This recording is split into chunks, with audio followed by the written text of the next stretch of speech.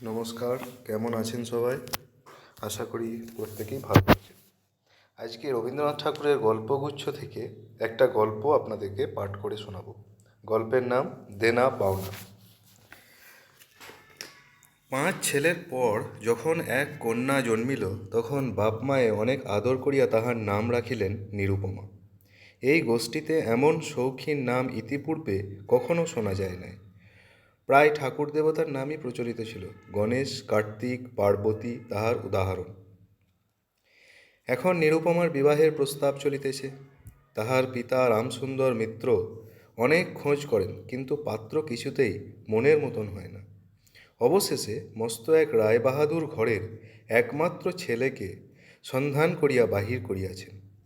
উক্ত রায়বাহাদুরের পৈতৃক বিষয়াশায় যদিও অনেক হ্রাস হইয়া আসিয়াছে, কিন্তু বনেদি ঘর বটে।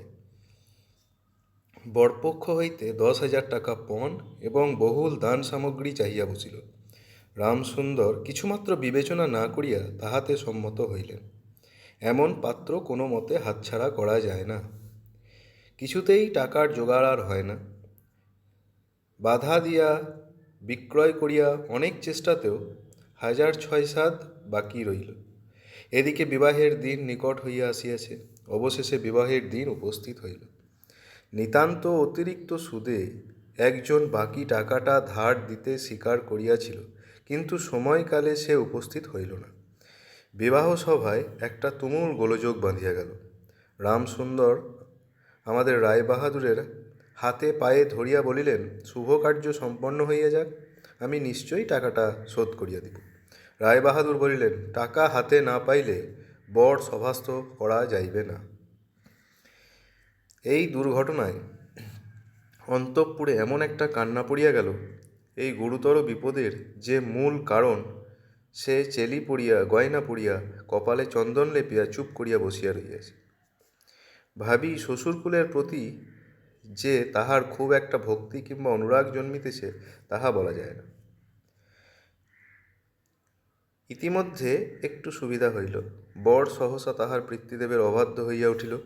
সে বাপকে বলিয়া বসিল, কেনা বেচা দরদামের কথা আমি বুঝি না, বিবাহ করিতে আসিয়াছি, বিবাহ করিয়া যাইব। বাপ যাহাকে দেখিল তাহাকে বলিল, দেখছেন মহাশয়, আজকালকার ছেলেদের ব্যবহার। দু একজন প্রবীণ লোক ছিল, তাহারা বলিল, শাস্ত্র শিক্ষা নীতি শিক্ষা একেবারে নাই। কাজেই বর্তমান শিক্ষার বিষময় ফল নিজের সন্তানের মধ্যে প্রত্যক্ষ করিয়া রায়বাহাদুর হতোদ্যম হইয়া বসিয়া রহিলেন। বিবাহ এক প্রকার বিষণ্ণ নিরানন্দভাবে সম্পন্ন হইয়া গেল। শ্বশুরবাড়ি যাইবার সময় নিরুপমাকে বুকে টানিয়া লইয়া বাপ তাহার চোখের জল রাখিতে পারিলেন না। নীরু জিজ্ঞাসা করিল, তারা কি আর আমাকে আসতে দেবে না বাবা? রামসুন্দর বলিলেন, কেন আসতে দেবে না মা? আমি তোমাকে নিয়ে আসব। রামসুন্দর প্রায়ই মেয়েকে দেখিতে যান, কিন্তু বেয়াই বাড়িতে তার কোনো প্রতিপত্তি নাই। চাকরগুলো পর্যন্ত তাহাকে নিচু নজরে দেখে। অন্তঃপুরের বাহিরে একটা স্বতন্ত্র ঘরে 5 মিনিটের জন্য কোনো দিন বা মেয়েকে দেখিতে পান, কোনো দিন বা দেখিতে পান না। কুটুম্ব গৃহে এমন করিয়া আর অপমান তো সহ্য করা যায় না। রামসুন্দর স্থির করিলেন, যেমন করিয়া হোক টাকাটা শোধ করিয়া দিতে হইবে।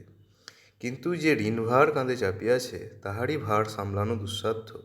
খরচপত্রের অত্যন্ত টানাটানি পড়িয়াছে।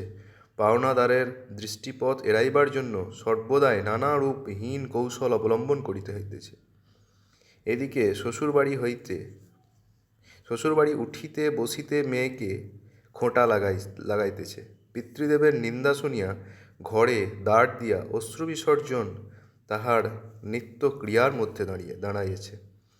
বিশেষত শ্বশুরবাড়ির আক্রোশ আর কিছুতেই মেটে না। যদি কেউ বলে, আহা কি শ্রী, বইয়ের মুখখানি দেখিলে চোখ জুড়াইয়া যায়, শাশুড়ি ঝঙ্কার দিয়া উঠিয়া বলে, শ্রী তো ভারী, যেমন ঘরের মেয়ে তেমনি শ্রী। এমনকি বইয়ের খাওয়া পড়াও যত্ন হয় না।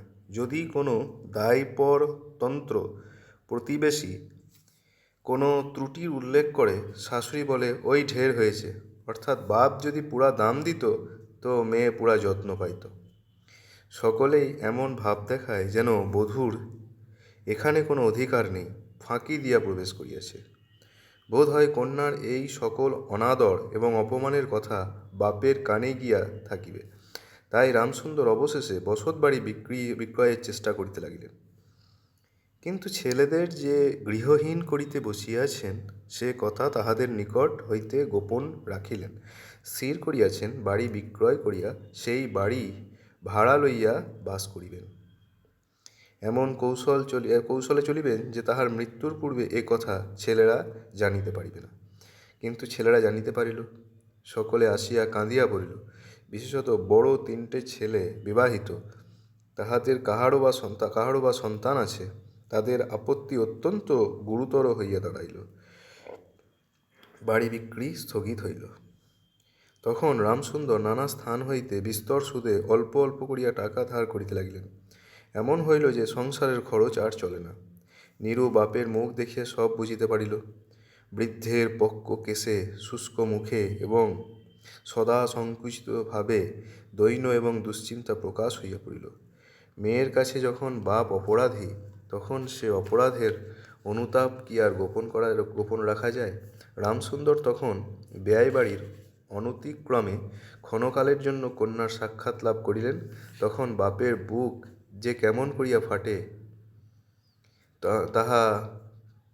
তাহার হাসি দেখিলেই টের পাওয়া যাইত। সেই ব্যথিত পিতৃ হৃদয়কে সান্ত্বনা দেবার উদ্দেশ্যে দিনকতক বাপের বাড়ি যাইবার জন্য নীরু নিতান্ত অধীর হইয়া উঠিয়াছে। বাপের ম্লান মুখ দেখিয়া সে আর দূরে থাকিতে পারি না। একদিন রামসুন্দরকে কহিল, বাবা, আমাকে একবার বাড়ি লইয়া যাও। রামসুন্দর বলিলেন, আচ্ছা। কিন্তু তাহার কোনো জোর নেই। নিজের কন্যার উপর পিতার যে স্বাভাবিক অধিকার আছে তাহা যেন পণের টাকার পরিবর্তে বন্ধক রাখিতে হইয়াছে। এমনকি কন্যার দর্শন সেও অতি সংকোচে ভিক্ষা চাইতে হয়। সময় বিশেষে নিরাশ হইলে দ্বিতীয় কথাটি কইবার মুখ থাকে না। কিন্তু মেয়ে আপনি বাড়ি আসিতে চাইলে বাপ তাহাকে না আনিয়া কেমন করিয়া থাকে। তাই বেয়াইয়ের নিকট সে সম্বন্ধে দরখাস্ত পেশ করিবার পূর্বে রামসুন্দর কত হীনতা, কত অপমান, কত ক্ষতি স্বীকার করিয়া সে 3,000 টাকা সংগ্রহ করিয়াছে, সে ইতিহাস গোপন থাকাই ভালো। নোট কখানি রুমালে জড়াইয়া চাদরে বাঁধিয়া রামসুন্দর বেয়াইয়ের নিকট গিয়া বসিলেন। প্রথমে হাস্যমুখে পাড়ার খবর পাড়িলেন। হরেকৃষ্ণের বাড়িতে একটি মস্ত চুরি হইয়া গিয়াছে, তাহার আদ্যপান্ত বিবরণ বলিলেন। ননীমাধব এবং রাধামাধব 2 ভাইয়ের তুলনা করিয়া বিদ্যা, বুদ্ধি এবং স্বভাব সম্বন্ধে রাধামাধবের সুখ্যাতি এবং ননীমাধবের নিন্দা করিলেন। শহরে একটা নতুন ব্যামো আসিয়াছে, সে সম্বন্ধে অনেক আজগুবি আলোচনা করিলেন। অবশেষে হুকাটি নামাইয়া রাখিয়া কথায় কথায় বলিলেন, হ্যাঁ হ্যাঁ বেয়াই, সেই টাকাটা বাকি আছে বটে। রোজই মনে করি যাচ্ছি অমনি করে কিছু নিয়ে যাই, কিন্তু সময়কালে মনে থাকে না। আর ভাই, বুড়ো হয়ে পড়েছি। এমনি এক দীর্ঘ ভূমিকা করিয়া পঞ্জরের 3খানি অস্থির মতো সেই 3খানি নোট যেন অতি সহজে অতি অবহেলে বাহির করিলেন। সবেমাত্র 3,000 টাকার নোট দেখিয়া রায়বাহাদুর অট্টহাস্য করিলেন। বলিলেন, থাক বেয়াই, এতে আমার কাজ নেই। একটা প্রচলিত বাংলা প্রবাদের উল্লেখ করিয়া বলিলেন, সামান্য কারণে হাতে দুর্গন্ধ করিতে তিনি চান না। এই ঘটনার পরে মেয়েকে বাড়ি আনিবার প্রস্তাব কাহারও মুখে আসে না। কেবল রামসুন্দর ভাবিলেন, সে সকল কুটুম্বিতার সংকোচ আমাকে আর শোভা পায় না। মর্মাহতভাবে অনেকক্ষণ চুপ করিয়া থাকিয়া অবশেষে মৃদুস্বরে কথাটা পাড়িলেন। রায়বাহাদুর কোনো কারণমাত্র উল্লেখ না করিয়া বলিলেন, সে এখন হচ্ছে না। এই বলিয়া কর্ম উপলক্ষে স্থানান্তরে চলিয়া গেলেন। রামসুন্দর মেয়ের কাছে মুখ না দেখিয়া কম্পিত হস্তে কয়েকখানি নোট চাদরের প্রান্তে বাঁধিয়া বাড়ি ফিরিয়া গেলেন। মনে মনে প্রতিজ্ঞা করিলেন, যতদিন না সমস্ত টাকা শোধ করিয়া দিয়া অসংকোচে কন্যার উপরে দাবি করিতে পারিবেন, ততদিন আর বেয়াই বাড়ি আসিবেন না। বহুদিন গেল। নিরুপমা লোকের উপর লোক পাঠায়, কিন্তু বাপের দেখা পায় না। অবশেষে অভিমান করিয়া লোক পাঠানো বন্ধ করিল। তখন রামসুন্দরের মনে বড় আঘাত লাগিল, কিন্তু তবু গেলেন না। আশ্বিন মাস আসিল। রামসুন্দর বলিলেন, এবার পুজোর সময় মাকে ঘরে আনবই। নইলে আমি খুব একটা শক্ত রকমের শপথ করিলেন।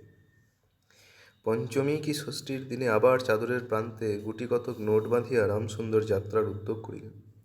5 বৎসরের এক নাতি আসিয়া বলিল, দাদা, আমার জন্য গাড়ি কিনতে যাচ্ছিস? বহুদিন হইতে তাহার ঠেলা গাড়িতে চড়িয়া যাইবার শখ হইয়াছে, কিন্তু কিছুতেই তাহা মিটাইবার উপায় হইতেছে না। 6 বৎসরের এক নাতনি আসিয়া সরোদনে কহিল, পূজার নিমন্ত্রণে যাইবার মতো তাহার একখানিও ভালো কাপড় নাই। রামসুন্দর তাহা জানিতেন এবং সে সম্বন্ধে তামাক খাইতে খাইতে বৃদ্ধ অনেক চিন্তা করিয়াছেন। রায়বাহাদুরের বাড়ি যখন পূজার নিমন্ত্রণ হইবে, তখন তাহার বধূগণকে অতি যৎসামান্য অলঙ্কারে অনুগ্রহ পাত্র দরিদ্রের মতো যাইতে হইবে। এই কথা স্মরণ করিয়া তিনি অনেক দীর্ঘ নিঃশ্বাস ফেলিয়াছেন, কিন্তু তাহাতে তাহার ললাটের বার্ধক্য রেখা গভীরতর অঙ্কিত হওয়া ছাড়া আর কোনো ফল হয় নাই। দৈন পীড়িত গৃহের ক্রন্দন ধ্বনি কানে লইয়া বৃদ্ধ তাহার বেয়াই বাড়িতে প্রবেশ করিলেন। আজ তাহার সে সংকোচ ভাব নেই।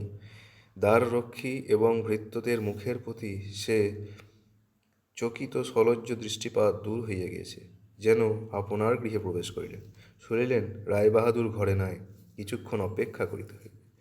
মনের উচ্ছ্বাস সংবরণ করিতে না পারিয়া রামসুন্দর কন্যার সহিত সাক্ষাৎ করিলেন।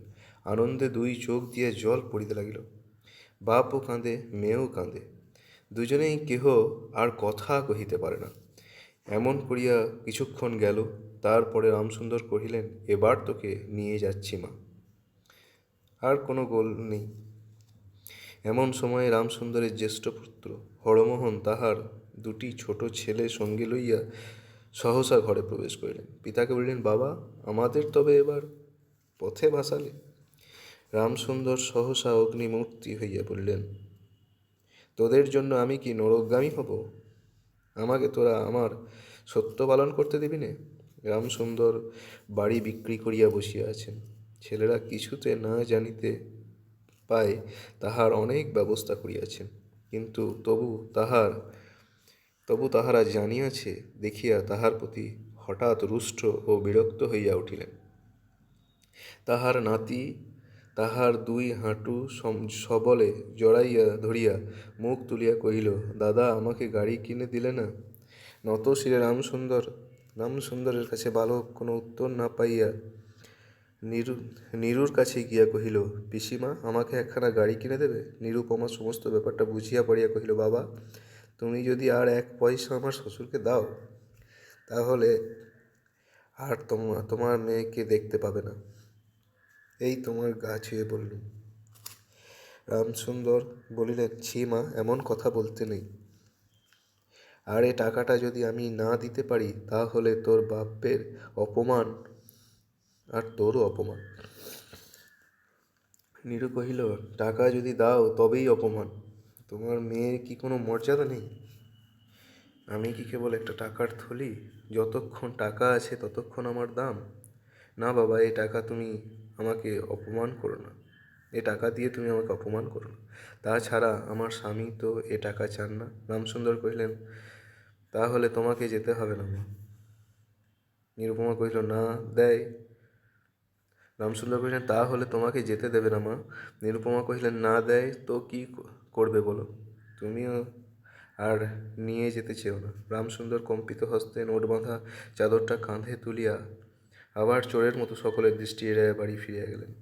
কিন্তু রামসুন্দর এই যে টাকা আনিয়াছেন এবং কন্যার নিষেধে সে টাকা না দিয়ে চলিয়া গেছেন, সে কথা গোপন রহিল না। কোনো স্বভাব কৌতূহলী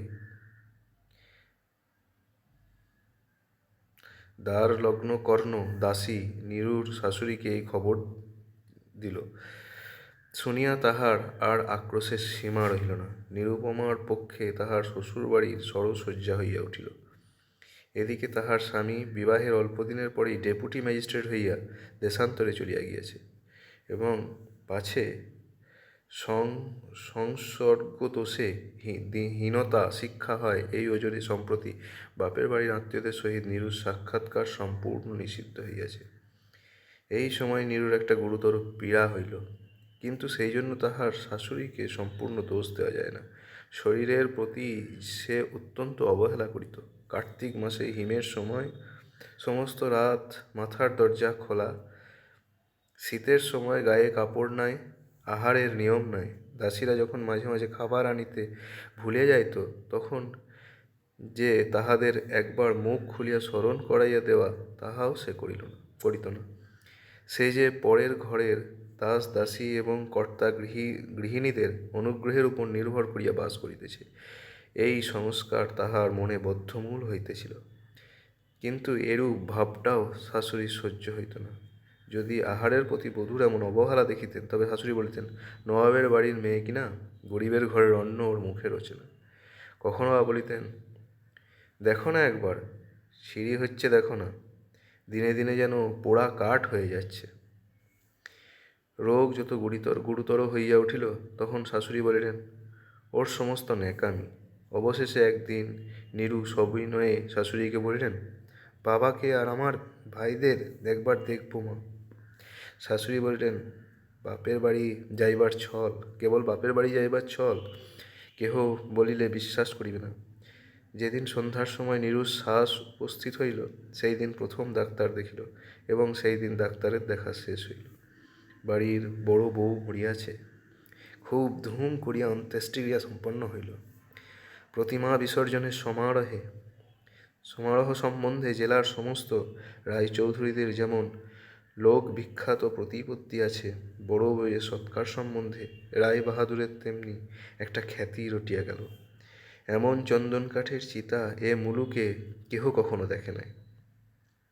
এমন ঘটা করিয়া শ্রাদ্ধও কেবল রায়বাহাদুরের বাড়িতেই সম্ভব, এবং শোনা যায় ইহাতে তাহাদের কিঞ্চিৎ ঋণ হইয়াছিল।